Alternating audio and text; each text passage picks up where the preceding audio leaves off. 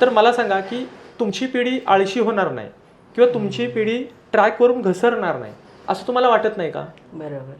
म्हणजे माझा थॉट असा आहे की मुलांना लाखो करोडो रुपये कमवून देण्यापेक्षा मुलांना एवढं सक्षम करा की त्यांनी स्वतःचे लाखो करोड रुपये कमवले पाहिजेत. बरोबर बरोबर. म्हणजे तुम्ही धावपळ करून हे जेवढे पैसे कमवताय ते तुम्ही तुमच्या पुढच्या पिढीच्या हातामध्ये देण्यासाठी कमवताय, पण ते करोडो रुपये सांभाळण्यासाठी ती पिढी सक्षम आहे का?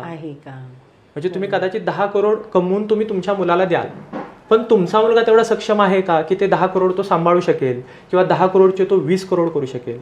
आहे का? नाहीये.